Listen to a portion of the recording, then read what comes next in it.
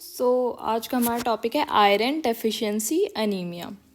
Basically iron deficiency anaemia क्या है? Iron की कमी से एनीमिया हो रहा है। एनीमिया का मतलब क्या हो गया? आरबीसी रेड ब्लड सेल्स कम होना, ब्लड में आपके आरबीसी कम है। Okay, red blood cells basically कम है बॉडी में। हमारी बॉडी को जो आरबीसी होता है, आपका रेड ब्लड सेल्स होते हैं, अर्थ्रोसाइट्स होते हैं, उनको बनाने के लिए हमें आयरन की रिक्वायरमेंट होती है। तो बेसिकली हमें आयरन की रिक्वायरमेंट होती है बॉडी में आरबीसी बनाने के लिए। और भी कई जगह आयरन की रिक्वायरमेंट होती है। बेसिकली 80% तो आपका हीमोग्लोबिन बनाने में यूज़ हो जाता है, और फिर मायोग्लोबिन और कुछ एंजाइम्स होते हैं जैसे साइटोक्रोम, कैटलेज, इनको भी बनाने के लिए आयरन की रिक्वायरमेंट होती है। तो आयरन हमारी बॉडी में स्टोर्ड भी होते हैं इस एज अ फेरेटिन और हीमोसिडेंट। तो बेसिकली अब हम पहले तो ये जान लेते हैं कि आयरन हमारी बॉडी एब्जॉर्व कैसे करती है, क्या मैकेनिज़्म है इसका। तो सबसे पहले हम पढ़ते हैं। तो हमारी बॉडी में जैसे दो तरीके के आयरन हम एब्जॉर्व कर सकते हैं। एक तो आपके वेजिटेबल्स एंड फ्रूट्स से, उस आयरन को कहेंगे नॉन हीम आयरन। बेसिकली ये आप ओनली 1 to 2% एब्जॉर्ब होते हैं, इतने ईजिली एब्जॉर्ब नहीं हो सकते। बल्कि उल्टी तरफ है आपका heme iron. Heme animal product से अवेलेबल हो जाएंगे। बेसिकली ये क्या करते हैं, हीम आयरन आपके जो हमारा आयरन की एब्जॉर्प्शन होती है वो होती है प्रॉक्सिमल ड्यूडेनम में। प्रॉक्सिमल ड्यूडेनम में सेल्स होते हैं एंटेरोसाइट्स। अब आप यहाँ पे देखेंगे जो हीम आयरन है आया और यहाँ पे एक हीम ट्रांसपोर्टर है, ये भाई साहब डायरेक्टली अंदर चले गए। अब यहाँ पे बड़ी झंझट है नॉन हीम आयरन में। ये क्या होगा, ये एक्चुअली फेरिक फॉर्म में होता है। फेरिक फॉर्म Fe3+ में प्रेजेंट होता है। तो इसको क्या करना पड़ेगा, पहले इन भाई साहब को फेरस में कन्वर्ट करना पड़ेगा, Fe2+ में कन्वर्ट करना पड़ेगा हमें। तो फिर ये कौन करेगा, Fe3+ से Fe2+ में कौन करेगा, ड्यूडेनल साइटोक्रोम बी। अब जब ये कन्वर्ट हो गया इसमें, तो ये फिर जाके ये अंदर आएंगे। ये कौन करेगा, अब ये करेंगे ये वाला ट्रांसपोर्टर जिसका नाम है DMT1। और ये क्या इसकी फुल फॉर्म है, if I am not wrong, divalent metal transporter. तो अब देखिए जो फेरस है वो हमारा अंदर आ गया। अब फेरस अंदर की तरफ आ गया, एंटेरोसाइट्स में आ गया, ठीक है। अब इसको बाहर जाना है। बाहर क्यों जाना है, बाहर इसको जाना है, एब्जॉर्ब होना है, इसको ब्लड में जाना है, ठीक है। अब ये बाहर कैसे जाएगा, यहाँ पे हमारे एक और ट्रांसपोर्टर हैं जिसे कहते हैं फेरोप्रोटीन 1। ये इसके थ्रू ऐसे करके बाहर चला जाएगा। अब ये देखिए Fe2+ एब्जॉर्ब नहीं हो सकता ब्लड में, तो इन भाई साहब को फिर से कन्वर्ट करना पड़ेगा हमें Fe3+ में, फेरिक फॉर्म में। अब ये कौन करेंगे, ये करेंगे, इनका नाम है हिपैस्टिन। अब ये देखिए जो Fe3+ है ये हमारा ब्लड में आ गया। अब ये भाई साहब ये पैदल नहीं जा सकते क्योंकि इन्हें जाना है बहुत दूर दूर, इन्हें जाना है बोन मैरो में जाना है, इनको कई जगह जाना है, इनको लिवर में भी जाना है, इनको स्प्लीन में जाना है, इनको बस चाहिए। तो अब ये क्या करेंगे, यहाँ पे हमारा बस है, इसका नाम है ट्रांसफेरिन, प्लाज्मा ट्रांसफेरिन। तो ये क्या करेंगे, ये जाके यहाँ पे बैठ जाएंगे। तो अगर आप देखें तो हमारे जो आयरन है वो अप्रॉक्सीमेटली 100 माइक्रोग्राम पर DL है वो होता है। और जो ट्रांसफेरिन अगर आपकी बॉडी में मान लीजिए 300 है, मान लीजिए 300 ट्रांसफेरिन है यहाँ पे, और आपकी बॉडी में जो आयरन है वो 100 है। तो मतलब क्या हो गया, ट्रांसफेरिन का सेचुरेशन सिर्फ 33% हुआ, ठीक है। सिर्फ वो 33% सेचुरेट हुए, बाकी के अभी फ्री हैं क्योंकि आयरन आपका कम है और ट्रांसफेरिन आपके ज़्यादा हैं। तो सेचुरेशन ऑब्वियसली 33% हुआ कि भैया अभी सारी बसें नहीं भरी हैं, सिर्फ 33% आपका बसेस भरी हैं। अब क्या होगा, ये जो ट्रांसफेरिन है अब ये इसे जगह जगह लेके जाएगा। सबसे मेन जगह होती है इसकी, आपको आयरन की ज़रूरत होती है। क्यों, आपको RBC बनाने हैं, अर्थ्रोसाइट्स बनाने हैं। तो यहाँ पे ये लेके जाएगा बोन मैरो हाउस में। वहाँ पे भैया RBC की फैक्ट्री है, उसका नाम है अर्थ्रोब्लास्ट। अर्थ्रोब्लास्ट के ऊपर ऐसे करके रिसेप्टर्स होते हैं जिसे कहते हैं ट्रांसफेरिन रिसेप्टर। अर्थ्रोब्लास्ट को कह रहा है भैया ट्रांसफेरिन मुझे आयरन की ज़रूरत है क्योंकि मुझे आरबीसीज बनाने हैं नए नए, तो आप मुझे दे दो। तो ये आके यहाँ पे बाइंड हो जाएगा, ये इसे दे दे, ये इसे आयरन दे देगा और ये इससे बनाएगा आरबीसीज, जो कि फिर आ जाएंगे आपके यहाँ पे ब्लड में। अब देखिए, जो आपके आरबीसीज होते हैं जो बुढ़े हो गए, 120 दिन हो गए उन्हें, अब वो कहाँ जाएंगे भैया? अब ये जाते हैं स्प्लीन में। ठीक है, नए नए आरबीसी आपके बन के आए, मान लीजिए से 120 डेज हो गए, अब ये हो गए बुढ़े, इससे जाना है, ये जाएंगे स्प्लीन में। स्प्लीन में जाएंगे, वहाँ पे होते हैं मैक्रोफेजेस। मैक्रोफेजेस का काम क्या होता है? ये आरबीसीज को ले लेंगे, इनको ये ब्रेक डाउन करेंगे। ठीक है, हीमोग्लोबिन को ब्रेक डाउन करेंगे। हीमोग्लोबिन कैसे ब्रेक डाउन हो? पहले हीम, फिर ग्लोबिन। ग्लोबिन फिर से ब्रेक डाउन होता है अमीनो एसिड्स में, जिसको बॉडी एक्चुअली यूटिलाइज कर लेती है। और जो हीम होता है वो ब्रेक डाउन होता है फेरस Fe2+ में, और बिलीरुबिन में। वो एक अलग टॉपिक है, वो हम अलग से डिस्कस करेंगे। अब ये जो आयरन आया, ये हमारा यहाँ पे मैक्रोफेज में स्टोर हो जाएगा, जैसे कहेंगे फेरेटिन, जिसे हम कहेंगे फेरेटिन। अब जो ये फेरेटिन है, ये सारे एक साथ इकट्ठे हो गए। अगर ये ऐसे करके हमारे पास बहुत सारा आयरन है जी, मैक्रोफेज में आए, ये ऐसे ऐसे करके हाँ एक साथ इकट्ठे हो गए, इसे कहेंगे हम हीमोसिड्रिन। ठीक है, अब यही हीमोसिड्रिन क्या होता है? अगर एक स्टेन होता है जिसका नाम होता है पर्शियन ब्लू स्टेन, ये क्या होता है? ब्लू ब्लैक हो जाता है। अगर आप इससे स्टेन करोगे तो ब्लू ब्लैक हो जाएगा। अगर हमारी बॉडी में बहुत ज़्यादा आयरन है तो वहीं पे क्या होता है? अगर हमारी बॉडी ज़्यादा आयरन एब्जॉर्व कर रही है तो ऑब्वियसली जो आपका हीमोसिड्रिन का लेवल होगा ये काफ़ी ज़्यादा हो जाएगा, काफ़ी ज़्यादा, इतना ज़्यादा हो जाएगा कि आपके टिश्यूज़ में डिपॉजिट हो जाएगा। एक्चुअली ये डिजीज़ होती है जिसे कहते हैं हीमोक्रोमेटोसिस। वो एक अलग टॉपिक है, उसे हम बाद में डिस्कस करेंगे। ठीक है, हीमोक्रोमेटोसिस जी, हमारा आयरन ऐसे करके स्टोर हुआ है यहाँ पे फेरेटिन और एज अ हीमोसिड्रिन। ठीक है, अब हम यहाँ पे एक नया वर्ड देख रहे हैं जिसका नाम है हिपैसिडिन। अब हिपैसिडिन का क्या काम है?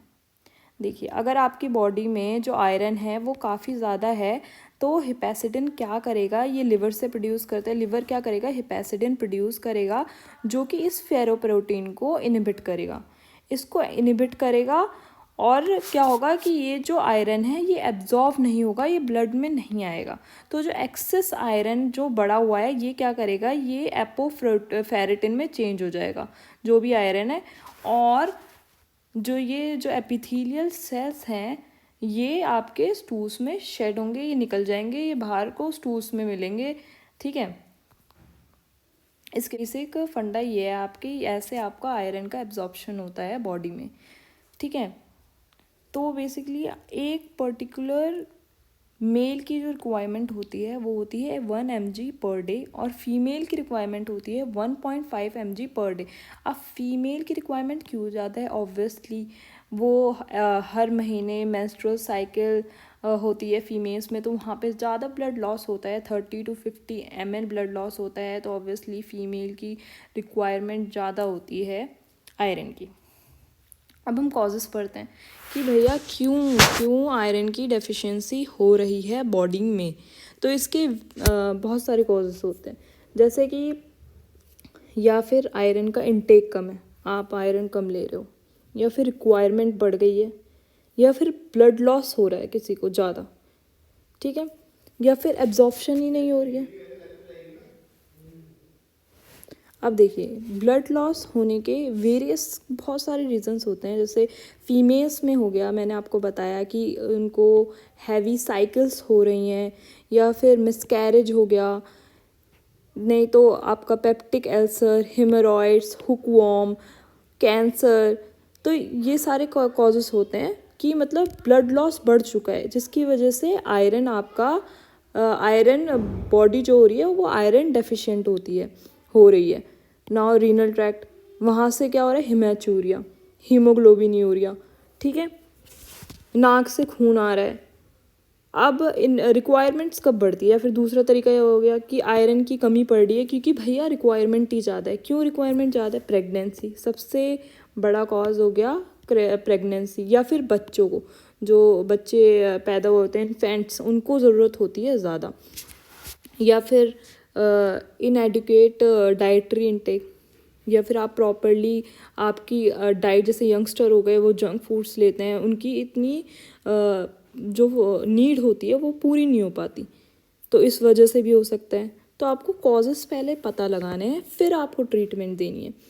अगर आप वो कॉजेस रिमूव कर देंगे तो ऑब्वियसली उस बंदे को फिर आप बाद में आयरन की टेबलेट्स दीजिए, वरना अगर आप बिना कॉजेस रिमूव किए उसको आयरन की टेबलेट्स दे रहे हो तो उसका कोई बेनिफिट नहीं है फिर। या फिर अब एक और चीज़, डिक्रीज्ड एब्जॉर्प्शन, वो कब होता है? पार्शियल और टोटल गैस्ट्रेक्टोमी या इंटेस्टिशियल माल एब्जॉर्प्शंस, बहुत सारी सीलिएक डिजीज़ हो गई, ठीक है। अब हम ये देखते हैं कि ऐसी कौन सी चीज़ें हैं जो आपकी आयरन की एब्जॉर्प्शंस डिक्रीज़ कर देती है। उसका नाम है फाइटेट्स, वीट में पाए जाते हैं, टेनेट्स जो ज़्यादा चाय पीते हैं, फॉस्फेट्स, कार्बोनेट्स, ऑक्सलेट्स नहीं। फिर नेक्स्ट हो गया आयरन की एब्जॉर्प्शन कब बढ़ती है, कौन सी चीज़ है जो आयरन की एब्जॉर्प्शन बढ़ा सकती है। उसका नाम है विटामिन सी, सिट्रेट्स, अमीनो एसिड्स और शुगर्स। अब हम आयरन डेफिशिएंसी है इंसान को, अब हम पता कैसे लगाएं कि इसको आयरन डेफिशिएंसी है। हमने क्या किया, उसका ब्लड सैंपल लिया, तो हमने क्या फाइंड किया कि हमने फाइंड किया इसमें आरबीसी देखी, तो हमने आरबीसी देखी तो माइक्रोसिटिक हाइपोक्रोमिक। अब ये क्या चीज़ है, इसके ऊपर एक अलग से वीडियो बनाएंगे हम, उसमें पूरी डिस्कशन होगी कि माइक्रोसिटिक क्या होता है, हाइपोक्रोमिक क्या होता है। तो अभी इन शॉर्ट हम समझ लेते हैं, जो हमारी नॉर्मल आरबीसीज होती हैं उसमें क्या होता है कि सेंटर की तरफ पेल होता है। पेल क्यों होता है? जो आपकी नॉर्मल आरबीसीज होती हैं उसमें जो हीमोग्लोबिन का डिस्ट्रीब्यूशन होता है वो बाहर की तरफ पेरिफेरे यहाँ पे ऐसे करके ज़्यादा होता है और सेंटर में कम होता है, इसलिए सेंटर में पेल होता है। अब ये माइक्रोसिटिक मतलब एमसी मतलब छोटी आरबीसी आपकी छोटी है नॉर्मल आरबीसी से, तो इसलिए इसका नाम है माइक्रोसिटिक। हाइपोक्रोमिक क्यों है? हाइपोक्रोमिक इसलिए क्योंकि इसमें हीमोग्लोबिन भी कम है, एक तो ये छोटी है और ऊपर से हीमोग्लोबिन भी कम है। तो एमसीवी मतलब वॉल्यूम ऑफ आरबीसी, तो वॉल्यूम भी इसका कम होगा, नॉर्मली 90 फेम्टोलीटर होता है, और हीमोग्लोबिन भी कम होगा विच इज़ लाइक 15 पिकोग्राम, ठीक है। तो इसलिए हम इसे कहेंगे माइक्रोसिटिक हाइपोक्रोमिक। तो पेरिफ्रेम में कम हीमोग्लोबिन होगा, तो एक बस छोटी सी रिम होगी, वो बस आपको वो रिम दिखेगी हल्की सी, ठीक है। अब बायोकेमिकल फाइंडिंग्स क्या होगी, तो हमने देखा कि ब्लड में हमने आयरन लेवल चेक कराया तो सीरम आयरन ऑब्वियसली लो होगा, बट इसमें एक चीज़ होगी कि जो ट्रांसफरिन है पहले ये अपनी बाइंडिंग कैपेसिटी बढ़ा लेगा। जो हमारे ब्लड में मैंने बोला था कि वहाँ पे बस की ज़रूरत पड़ती है ब्लड को में आयरन को ले जाने के लिए बोन मैरो के पास, तो ऑब्वियसली तो ये जो ट्रांसफरिन है ये ब्लड में बढ़ जाएंगे, ठीक है। तो आयरन बाइंडिंग कैपेसिटी इंक्रीज़ हो जाएगी, ठीक है। तो ये ट्रांसफरिन बढ़ गए, और ट्रांसफरिन बढ़े और पर जो आयरन है वो तो कम ही है, ठीक है। वो अब आयरन आपका यहाँ पे कम है, तो सैचुरेशन देखो, ट्रांसफरिन बढ़ गए, आयरन कम है, सैचुरेशन कितना होगा? सैचुरेशन कम हो जाएगा, 10% हो गया, ठीक है। पहले क्या होता था, ट्रांसफरिन है आपका 300 मतलब 3 है, मान लीजिए 3 ट्रांसफरिन है, उसमें सिर्फ एक ही लोड हो रहा है, तो सिर्फ 2 खाली रह गए, तो 33% सैचुरेशन थी, मतलब ठीक है कि 33% ही भरा। अब इसमें क्या हो रहा है, आपका आयरन कम हो गया, तो फिर हमारी बॉडी ने सोचा कि आयरन कम है तो इसकी बाइंडिंग कैपेसिटी ही बढ़ा देते हैं। अब बाइंडिंग कैपेसिटी इसकी बढ़ गई बट आयरन तो कम ही है, ठीक है, ट्रांसफरिन बढ़ गए ऐसे करके। इसका मतलब अब बसेस ज़्यादा हैं, बसेस आपकी ज़्यादा हैं बट आयरन कम है, तो ऑब्वियसली सैचुरेशन क्या 10% ही बसेस भरी, ठीक है। ट्रांसफरिन रिसेप्टर्स भी इंक्रीज़ हो जाएंगे। तो ये हो गया हमारे बायोकेमिकल फाइंडिंग्स जो भी है। अब क्लिनिकल फीचर्स क्या होंगे, देखिए अनीमिया, बंदे को आयरन डेफिशिएंसी हुई, ऑब्वियसली आरबीसीज कम हो गई, इसी को कहेंगे एनीमिया। एनीमिया में क्या क्या होता है, एक तो इंसान पेल हो जाएगा बिल्कुल, ठीक है, वीकनेस और चक्कर आएंगे क्योंकि ऑब्वियसली खून की कमी है बंदे को, तो वीकनेस तो आएगी, ठीक है। एक्सर्शनल डिस्निया मतलब कि वो ज़्यादा काम करेगा तो उसकी सांस फूलने लगेगी, ठीक है। Hyper dynamic circulation, tachycardia, functional murmur, ये सब चीज़ें होंगी। आप कोई भी एनीमिया होगा वो ये सब चीज़ें ऑब्वियसली उसमें होंगी ही होंगी। और अगर बंदे को क्रोनिक आयरन डिफिशिएंसी है, मतलब काफ़ी टाइम से आयरन डिफिशिएंट है, तो उसमें और भी चीज़ें देखने को मिलेगी, जैसे स्पून शेप नेल्स, ये देखिए ऐसे हो जाएंगे नेल्स। टंग में क्या होगा, एट्रोफिक ग्लोसाइटिस, एकदम पहले ये देखिए, पहले कैसे रफ सी है थोड़ी, बट इसमें देखिए पैपिला, इसमें पैपिला है, ये देखिए छोटे छोटे छोटे छोटे, बट ये एकदम स्मूथ हो गई है, ठीक है, क्योंकि ऊपर के पैपिला है वो डिजनरेट हो गए हैं, ये एकदम स्मूथ हो जाएगी टंग। माउथ में क्या, एंगुलर स्टोमेटाइटिस, ये देख सकते हैं आप। और एक सिंड्रोम होता है, इसे कहते हैं प्लमर विंसन सिंड्रोम। उसमें क्या होगा, जो आपका ईसोफेगस है वहाँ पे वेब्स बन जाएंगे ऐसे करके, तो ऑब्वियसली आप कोई भी फूड लेंगे वो ईजिली अंदर नहीं जा पाएगा, जैसे कहते हैं डिस्फेजिया, खाना खाने में दिक्कत होगी। अब इसका ट्रीटमेंट क्या कर सकते हैं, मैंने पहले भी बताया, जब तक आपको कॉज नहीं, पहले तो आप फाइंड करिए इसका कॉज क्या है, हिस्ट्री से कुछ भी करिए, इसका कॉज फाइंड करिए। कॉज फाइंड करने के बाद आपको क्या करना है, पहले वो कॉज रिमूव करो, उसका ट्रीटमेंट करो, और फिर उसके साथ में आपको आयरन देना है, ठीक है। आयरन क्या क्या करना है, ओरल थेरेपी होते हैं, वेरियस फॉर्म अवेलेबल होते हैं, जिसमें एलिमेंटर वेरियस टेबलेट होते हैं, उसमें एलिमेंटल आयरन जो होता है 39 to 150 mg प्रेजेंट होता है, तो ये आपको देना है। इसके बाद आपका एनीमिया जब ठीक हो जाना है तो टेबलेट्स आपको रोकनी नहीं है, वो आपको फिर से 3 मंथ्स के लिए कंटिन्यूसली देते रहना है, क्योंकि अभी हमें आयरन स्टोर्स भी भरने हैं, जो मैंने बताया था फेरिटिन, हीमोसिड्रिन, उन्हें भी आपको भरना है, ताकि फिर से आयरन डेफिशिएंसी एनीमिया वाली प्रॉब्लम बंदे को ना आए।